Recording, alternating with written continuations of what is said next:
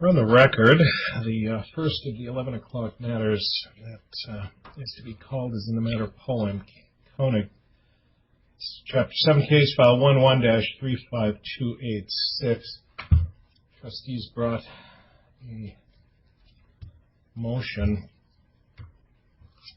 styled as one to compel discovery responses and for imposition of sanctions. Let's note appearances for the record. Good morning, Your Honor. Matthew Burton of the Leonard O'Brien Law Firm on behalf of Terry Running, the trustee. Good morning, Your Honor. Shane Barnes on behalf of William and Sharon. All right, appearances are as noted. All right, Mr. Burton, then, Mr. Cohen's motion. Thank you, Your Honor. Your Honor, we're not thrilled to be here on this motion, but felt it was necessary given the perceived runaround that we have received from Boyum and Berenshire, which are accountants for the debtor. To refresh your recollection, this is the same case that was before you within the past few weeks relating to the trustee's removal of the state court eviction proceeding. As mentioned the last time, the debtor is an infamous landlord in the Twin Cities area, and the trustee is carrying out her duties and has been attempting to investigate the debtor's financial affairs. In furtherance of that effort, the trustee obtained a Rule 2004 order authorizing the issuance of subpoenas on parties, including the Boyum firm. The firm was included in the request as they were listed in the debtor's schedules as accounting professionals for the debtor, and it was apparent for the debtor's records that they were quite involved in the debtor's financial affairs. And I would note that the debtor has many entities in which he has an interest. So this case, in terms of entities and investigation needed, is not a small undertaking. So we served a subpoena on the Boyum firm, which required production of documents on a certain date and an appearance on a later date. Then on around May 30th, we received a 3-page objection to the subpoena. Item 1 of the objection was based on the Internal Revenue Code, and the remainder were state court litigation type objections, which we do not normally see propounded by members of the bankruptcy bar to trustee-issued subpoenas. And being candid with Your Honor, the reaction of the trustee and myself was not favorable. Over the past few years, we've served hundreds of subpoenas and never once received an objection of this kind. And further, we have regularly issued subpoenas on accounting firms and never had the Revenue Code cited back as a reason for nondisclosure. It seemed to us that the objection was overly sweeping for the purpose of delaying discovery. The Revenue Code that they cite is limited to information used in preparing tax returns, nothing more. Certainly not every document was for the purpose of preparing a return, but that's only issue number 1. And I do want to note that in one of the emails that Your Honor got as part of the record, I noted that I did not want to research that tax code section, and they needled me in their response about that. But however, given the trustee's standing as to a debtor's rights, I did not want to waste estate resources researching an issue which we didn't think would be applicable. Issue number 2 is that they wanted an order, yet they did not seek a protective order, and most importantly, they neglected to acknowledge, despite my efforts, that a subpoena is an order of this court. I looked at Morris Federal Practice, Section 45.62, and noting that because the subpoena is an order of the court, contempt sanctions are available merely for the initial disobedience of the subpoena, and a prior court order compelling compliance with the subpoena is not invariably required. And they also cite a case from the Ninth Circuit stating that a subpoena under Rule 45 is itself a court order, and noncompliance may warrant contempt sanctions. Finally, I point out to counsel that the trustee stands in the shoes of the debtor and that any information available to the debtor is available to the trustee. So even without a subpoena, the trustee would be entitled to the information. And my authority for that proposition, which seemed to me to be basic bankruptcy law, kept getting challenged by counsel. The objection filed states that production of documents shall not take place. It was pretty clear that they were not going to comply with the subpoena without the trustee having to take the unnecessary step of seeking relief from Your Honor. So we did. I would like to note that absolutely no documents have been produced and nobody appeared on the date of the examination. In one more issue, they're claiming to have costs with respect to the production and made rumblings about being paid for their time and such. We believe the writing's on the wall that this is going to be an issue as well. We offered to view the documents on site to mitigate their efforts. Yet our expectation really is that once we get this order, that we may face another round of issues regarding those matters. The only reason we kept this motion on the calendar is that the trustee should not have to incur a loss for bringing this motion. The objections are, in our view, essentially baseless. We spent a lot of time going around and around on this already, and not to mention now litigation time. It should not be this way. This is not state court litigation where this may pass for normalcy. This doesn't usually happen on bankruptcy court subpoenas. So, Your Honor, I don't think that their conduct should be rewarded here. We think that the trustee should not have to suffer a loss, and we ask that the court grant our motion as well as the requested sanction.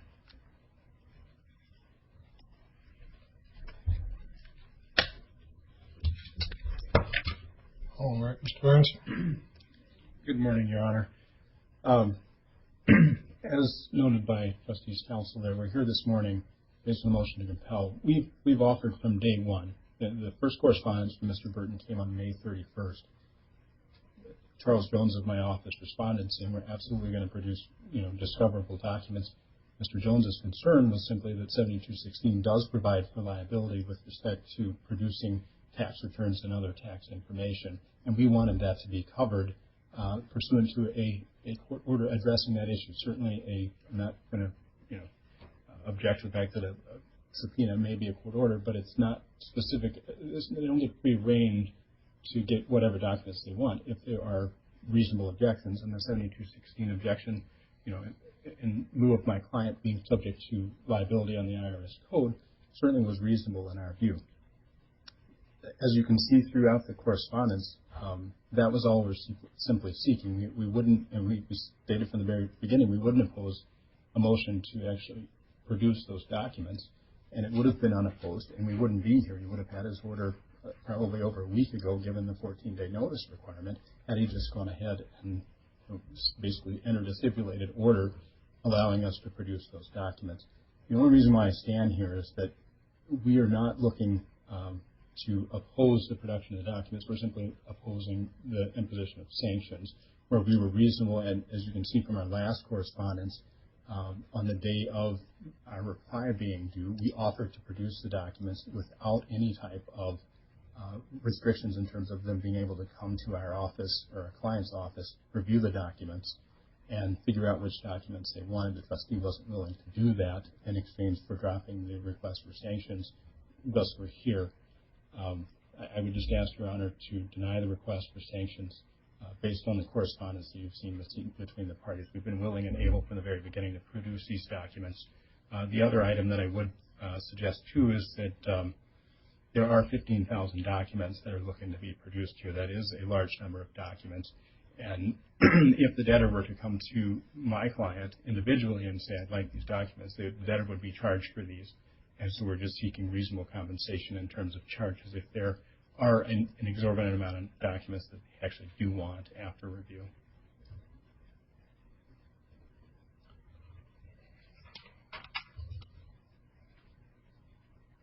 Assuming the theory of resistance to the trustee's subpoena in the first instance, Section 7216 of the Internal Revenue Code, in all of the communication that went back, and there was a heck of a lot of posturing on Mr. Jones's part here,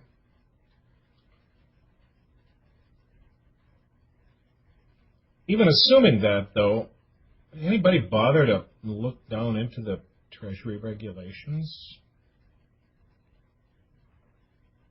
We did, yeah. Okay. What does 26 CFR Section 301.7216-2J say? My law clerk found this yesterday afternoon, and then I kind of skimmed through the regulation, and between the two of us, we got our heads together, and I discovered something that was pretty much on point to that very initial issue. What does that say? I don't know it right off the top of my head, Your Honor. Quote, disclosure to taxpayers fiduciary. If, after furnishing tax return information to a tax return preparer, the taxpayer dies or becomes incompetent, insolvent, or bankrupt, and the taxpayer's assets are placed in conservatorship, or the taxpayer's assets are placed in conservatorship or receivership, the tax return preparer may disclose the information to the duly appointed fiduciary of the taxpayer or his estate, or to the duly authorized agent of the fiduciary. Unquote.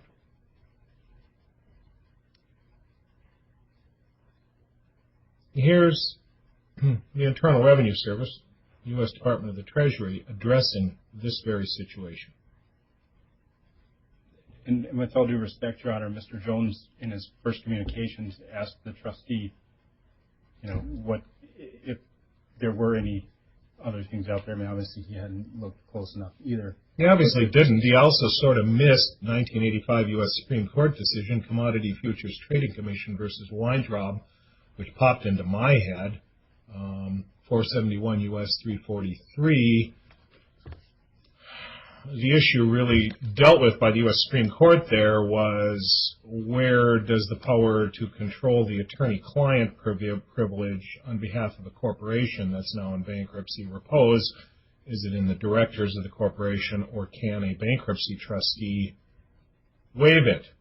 The context, however, is all important there, because the trustee in bankruptcy there was seeking to compel surrender under the turnover provisions of Section 542E, the very statute that the trustee here is invoking against your client, was seeking to compel the attorney to produce certain books and records under color of Section 542E, which does authorize the court to order an attorney, accountant, or other person that holds recorded information, etc., relating to the debtor's property or financial affairs to turn over or disclose such recorded information to the trustee. Well, number one, that's pretty darn clear. It's an obligation to cough up the recorded information, subject to any applicable privilege.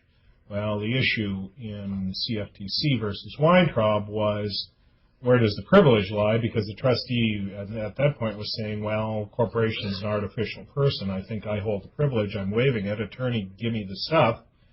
And the attorneys were saying, no, trustee doesn't succeed to the privilege.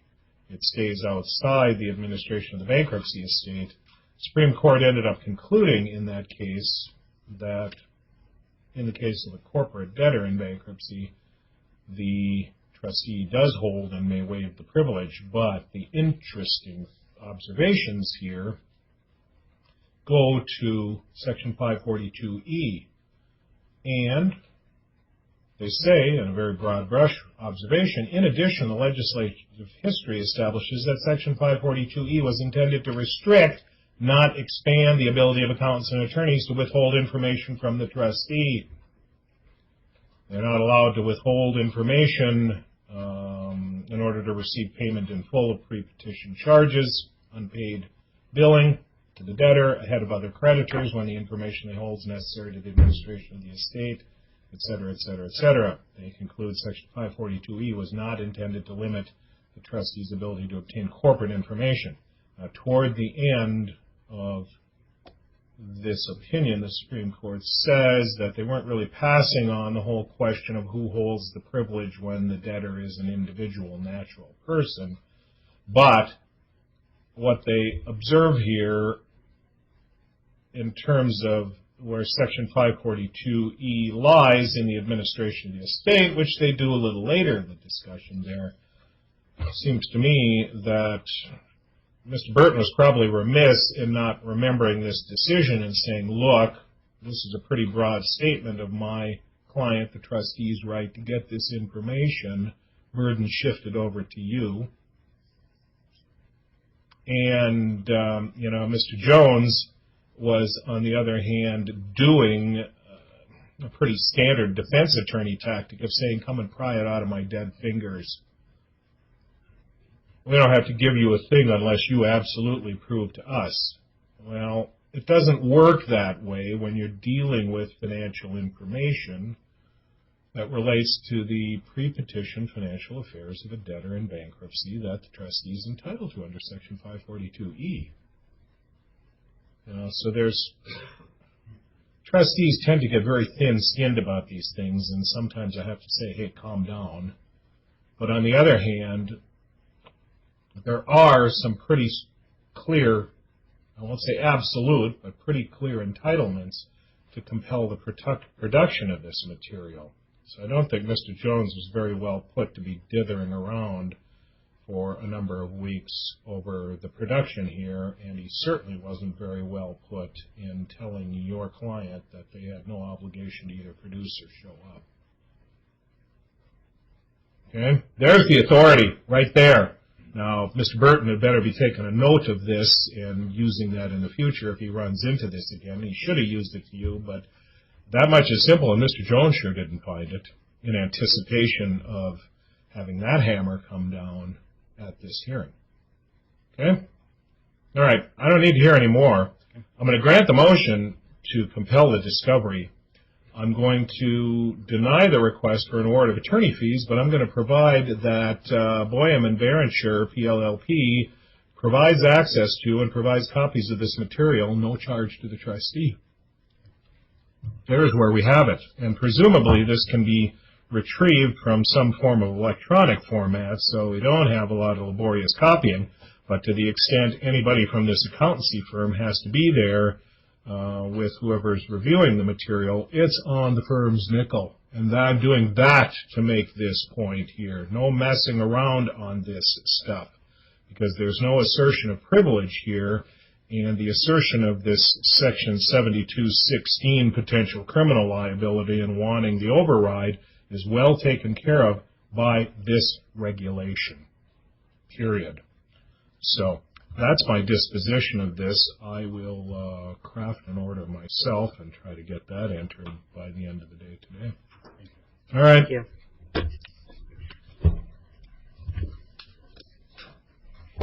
Stand adjourned on that matter.